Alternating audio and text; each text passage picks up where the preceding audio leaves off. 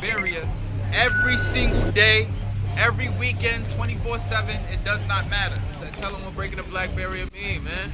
What Come they on, look man. like? What is black, man? What is black?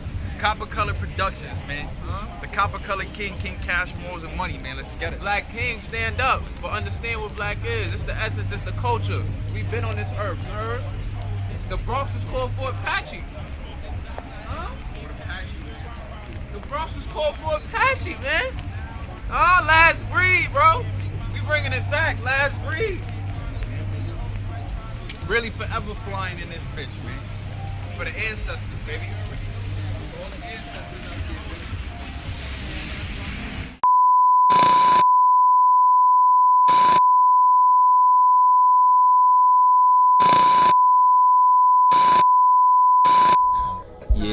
Yeah, man. We back in this bad boy with some more good content. It's the Copper Colored King, man.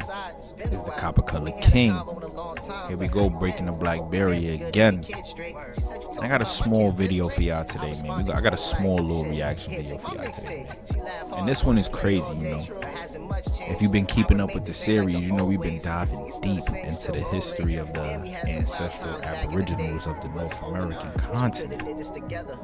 And we also, you know, just to mix it up a little bit, I'm going to dive into the black history, you know, the black history. Basically consisting of the events that happened from this point and back probably up until 1820, 1830. Just to give everybody a refresher of some of the things that black people overall went through, you know. This is all for educational purposes only. Strictly for educational purposes only. You feel me? I don't mean to bring back any trauma or traumatize any of y'all, but it's essential that we know and see these things for what they are, for face value, you know, so we can understand how to get through it, how to get over it. Like I continue to say, man, a lot of this stuff still flows through us today. You know, a lot of the hatred, the evil, the negativity, a lot of the things that have happened to our people, that trauma still flows through us up until this very point. You know, and it's tough, bro, because for a lot of people it's very hard to identify. You know, people can't even identify the things that throw them off emotionally in general. You feel me? And everybody has emotional ticks. I know I do. I know I got things that'll tick me off quick. You feel me? But then at the same time, I still have that ability to be able to think consciously whenever I gotta think consciously, and to be able to put myself in the best possible position that there is. You feel me? And everybody needs to learn, understand, and grasp that. A part of what taught me that was being able to comprehend with my history, you know. Not the history that was taught to me, but learn more about my history, the history behind my family, where my family comes from, my ancestral roots, to pretty much understand what trauma still lies there and what we still got to go through up until this very point. You know, a lot of our family members don't even really understand it, but a lot of that trauma still flows through them. And then they have babies, and that trauma goes through the babies, and you know, it's like a domino effect. That's how I like to look at it. So like I said, man, I got a dope clip for y'all today. It's strictly for educational purposes only. And it's just, you know, to dive into the black history. Like I said, let's jump right into it. This is what I got for y'all, right? And I found this YouTube channel online. You know, me, I'm a big researcher when it comes to this stuff. Whatever I can research and find out, it's beneficial to me because it adds on to my project, the Breaking the Black Barrier project. And it just gives me more content in general. I love teaching people, and I love being a part of what is the positive difference in the world that I live in today. You feel me? But let's check this out, right? So what's the title? A Dangerous Spirit, the Lynching of Lucian Weaver. So in the description it says, and shout out to this channel too, Black in Appalachia. This is a fire channel. They taught me so much. You know, I haven't even really dived into this video yet, so this is dope. We about to react to it together. But like I said, dope channel. They talk about a lot. We're gonna be getting into a lot more that was produced by these guys, and add this onto the segment, man. We're gonna add this onto the content, part of the reaction or whatever we got going on here at Mo's Money. You feel me? But like I said, man, it's the Copper Color King, Copper Color Productions. Make sure you like, comment, and subscribe. Click that notification bell to stay up to date on all content. Stay plugged in like an extension cord. Let's get into it. Right. On July 14th, 1879, Lucian, also listed as Lucius Weaver, was the victim of an extrajudicial murder by a group of men in Strawberry Plains, Tennessee. Weaver was accused of assaulting Miss Sally Stipes Howell, the wife of John Howell, at their home in rural Jefferson County. And you know what's so funny? Something that I noticed about a lot of these situations, like I said, a lot of these lynchings and forced migrations of black people, or the exoduses of these black people from these towns, were the results of a lot of situations similar to this. You know, we got the Emmett Till story, you know about that one. We just covered the Forsyth County and the Robert Knox lynching and what that stemmed from. And look, we got another one. Lucius Weaver, murdered for he was murdered and was accused of assaulting Miss Sally Stipes Howell, the wife of John Howell, at their home in rural county, Jefferson County. Tennessee, y'all. Tennessee. So you know this is old. But let's check it out. Jefferson County, Tennessee is situated between the Holston and French Broad Rivers in eastern Tennessee's agricultural valley. Jefferson County's culture included an early and active abolitionist and anti-slavery movement. There were some 600 anti-slavery society members in 1841. And before we even continue, man, I just want y'all to give this a listen, right? This is my boy, Prada. Make sure y'all go check this song out. It's called Ashley, and this is from his most recent drop. Let's give it a listen real quick. Check it out. Let me know how y'all feel about it in the comments below. Cause it always seems like I'm just running out of time, out of time, out of time, out of time, out of time, out of time. Yeah, yeah. Cause it always seems like I'm just running out of time, out of time, out of time. She said, damn, this combo's good. I really don't want to go, but I gotta pick up my kids. After that, I gotta head home. But do you got a phone? He said, you know I got a beeper. Hit me 911 if you try and reach her. Real nigga, last laugh. Snatched my phone like she had on a gas mask. Kindly proceeded to put in her mouth. Then she drove off, tires rubbing fast. Wishing we had some more time, wanted to make it last. But I walked back to my building, big smile on my face, trying to retrace the convo we had. Fuck did she say? And then I see a text, Ashley from round the way. I said, please don't text and drive, love, that ain't being safe. And then I get an emoji back, smiley face. I see a car creeping up slow, shit, not the day. The window slid down, it's proud of your fucking name. Then let off a couple rounds and nothing's ever the same. Damn, it's crazy. It's crazy. For real. Cause it always seems like I'm just running out of time, out of time, out of time, out of time, out of time, out of time. Yeah, yeah. Cause it always seems like I'm just running out of time, out of time, out of time.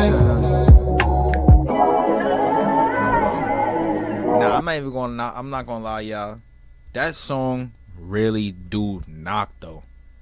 And this is why y'all gotta listen to all the underground artists, man. Product, Brady, Chris Boo, A1, Easy Money, Aura Boy. You feel me what I'm saying, man? Like, that underground music is what really be slapping. That's what really be slapping. But this is not about music. Let's get into the good stuff.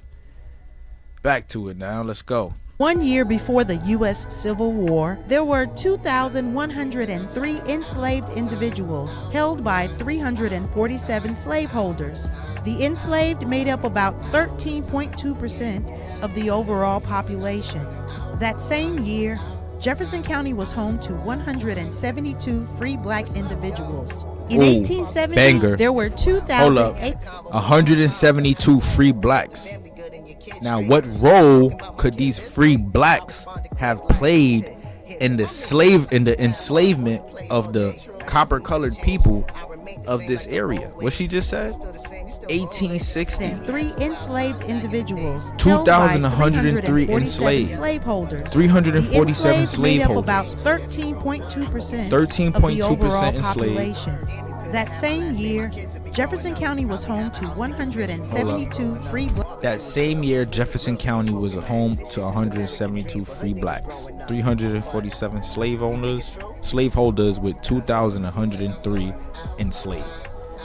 There's a chance that these 172 free blacks could have been black slave owners. We saw it happen in South Carolina. We seen it happen in South Carolina. The biggest slave port in South Carolina actually had majority black slave owners. Ooh, banger. Ooh, banger. Kill them. Nah, for real though, this is what I'm saying though. This is why you have to learn a lot about this information, because what is black, first of all? What is black when we can actually consider some of these free black slave owners to be mulattoes, meaning people of mixed ancestry? It could be Aboriginal and a darker skinned European ancestry. It could be African ancestry mixed with European ancestry, white ancestry and black European, white and black Indian or copper colored Indian. And these people are brown skin, light skin, dark skin, and they're being given different terms. They all could have been a part of this free black group, that 172 free black people. But let's continue. Black individuals. In 1870, there were 2,888 black and mulatto individuals in the county, mostly working in agriculture. 9 years later, a series of tragic events would unfold and test the reach of the legal process in Jefferson County's Western District.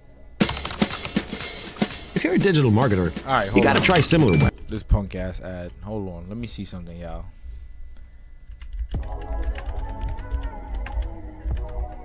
Because we gotta check this out. We gotta see, right? The land of Tennessee, Kansas, Oklahoma, Nebraska, Utah, Wyoming, Texas. All right, so Tennessee is over here in this area, and we have several different tribes. I wish I could zoom this in, but they're not letting me. Let's give it another look. Hold on, let's see what we got here, man. What we got? Ross Clark. Let's check another one. Pawnee, Osage. This is the same damn man. Well, y'all get where I'm going and what I'm trying to do. But yeah, just looking at these maps, you can see, a lot of these tribes were in these areas. You feel what I'm saying? So there's a chance that a lot of these free black people, or these enslaved blacks in general, could be of Aboriginal descent. I'm just saying, man. I'm just saying, that's really deep in the South. Really, really deep in the South when you think about it. Tennessee being in this area, whatever the case may be. And the enslavement of the Aboriginals on these lands was really, really, really they was really on that. They was really, really on that. And if you check the Breaking the Black Barrier segment, we actually gonna touch bases on the enslavement of some of these tribes of the Tennessee area. You feel me? I'm gonna give y'all that source, but let's get back into the video though, shall we? The platform that helps you.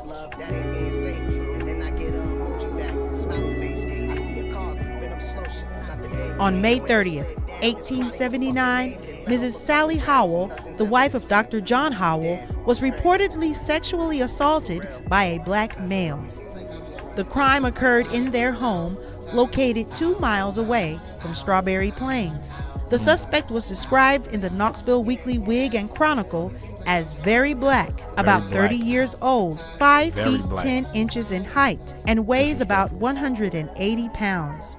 The governor of Tennessee, Albert Smith Marks, offered a reward of first $100 and then $250 for the arrest, prosecution, and conviction of the rapist, while Mr. Howell offered a $100 reward. Quote unquote. That article also stated the name of the perpetrator, one Lucian Weaver.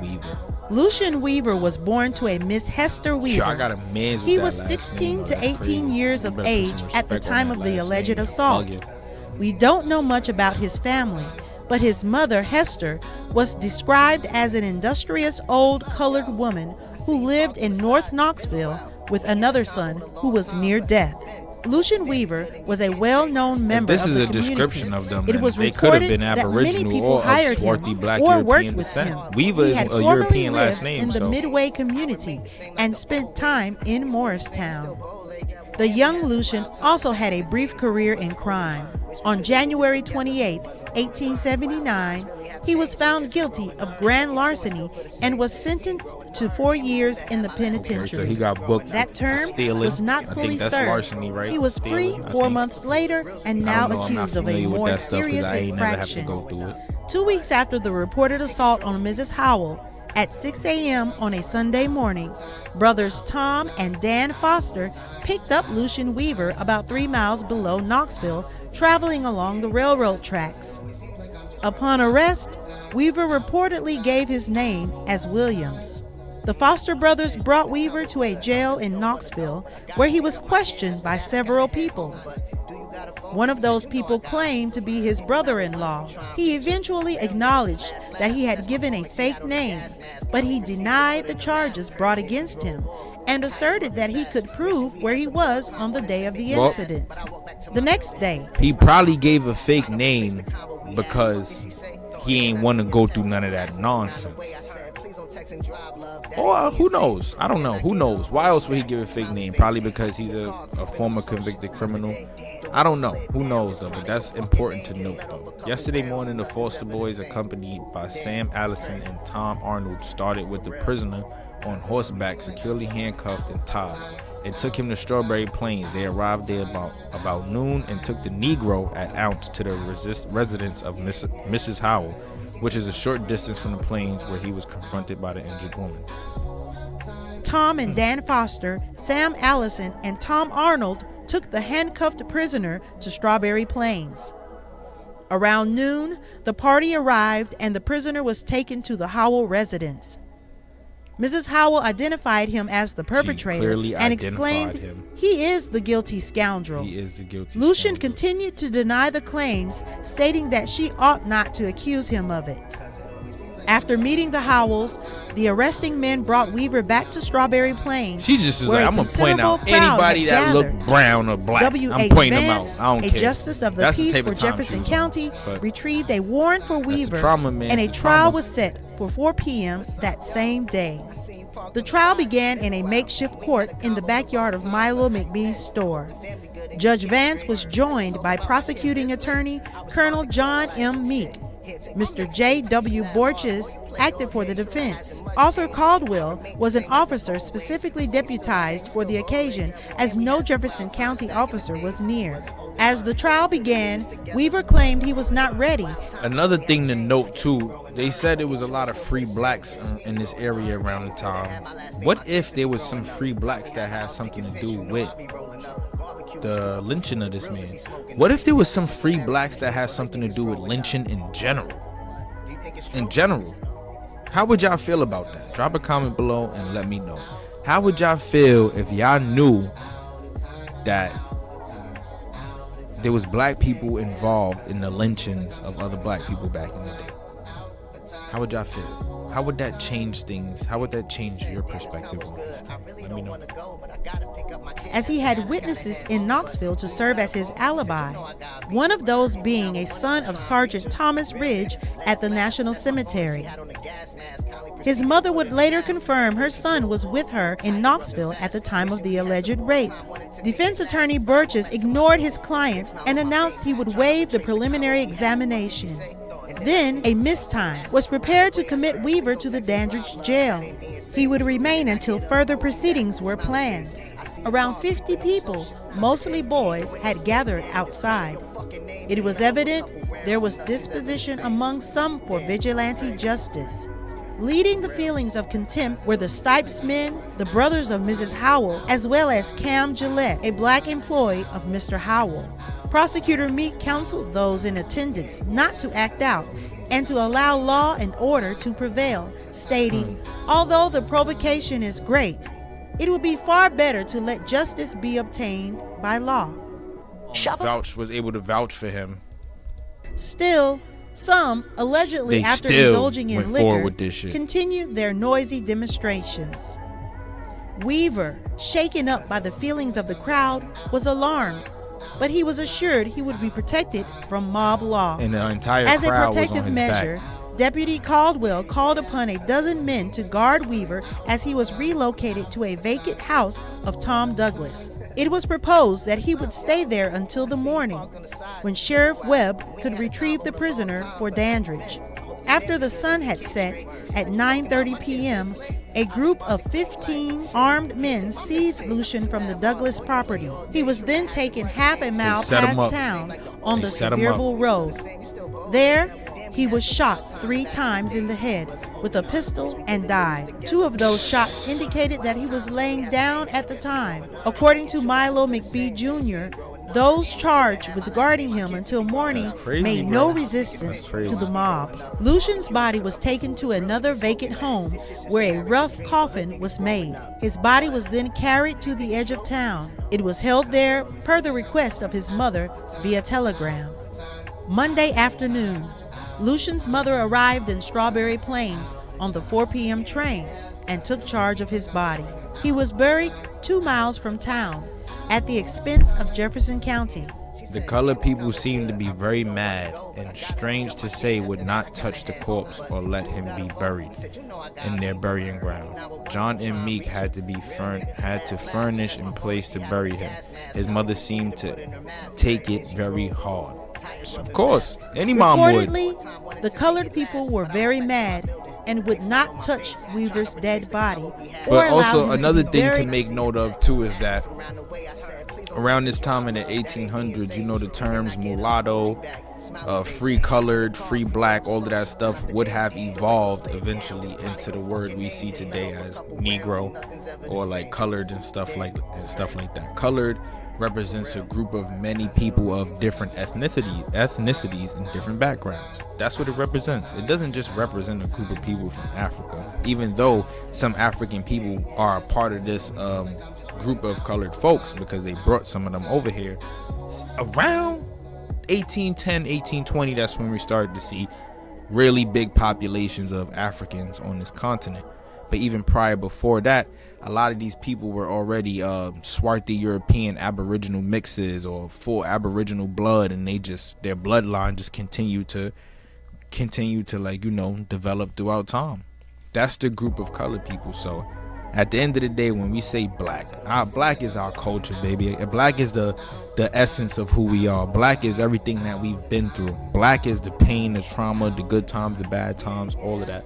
But at the end of the day, we still got to get close to our ethnic roots and where we come from, because that actually helps us change who we are. We see things from different perspectives.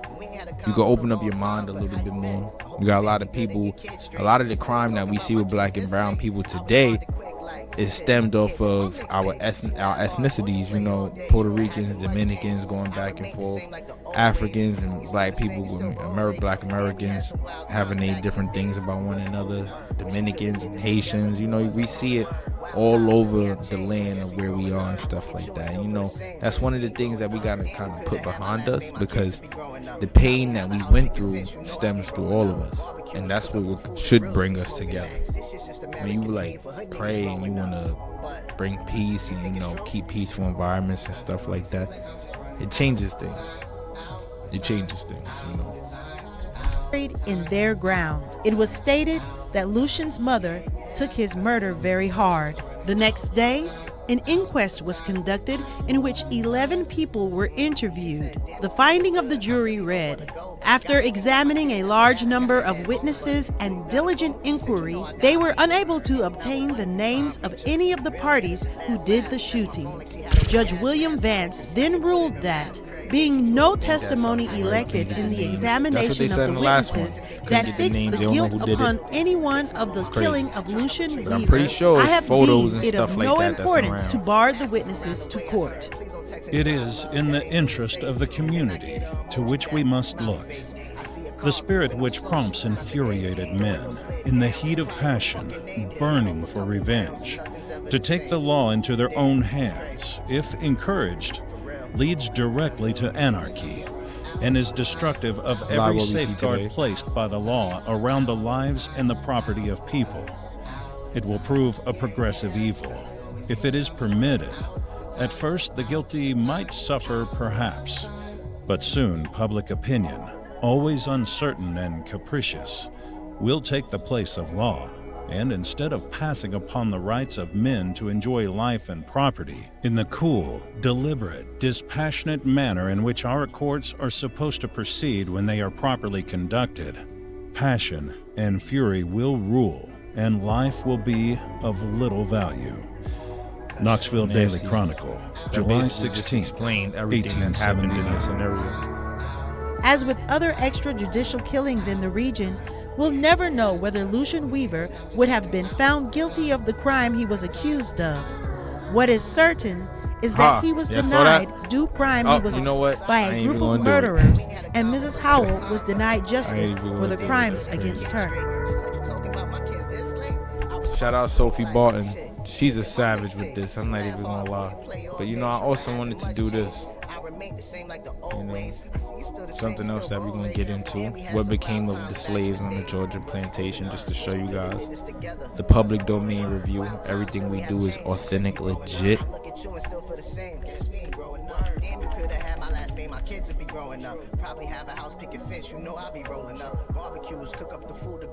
Oh, they got their whole website bust. Okay. I like this. Oh yeah, you guys. There you have it, man. Another educational lesson from the Copper Colored King. The lynching of Lucian Weaver. Of another alleged crime that another copper-colored person did commit. Alleged crime.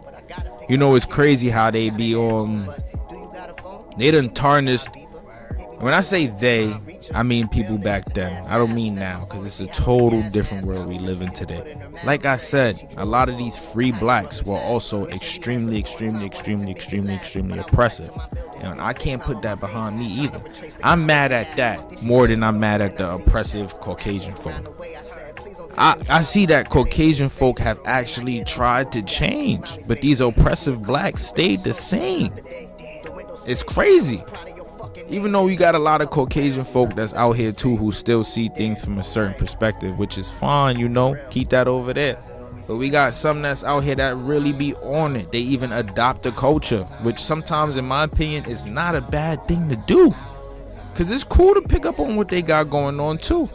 Not even gonna lie, they get into a lot of cool stuff. Other than the other stuff that they get into, If y'all know what I'm talking about, We don't do those things, man.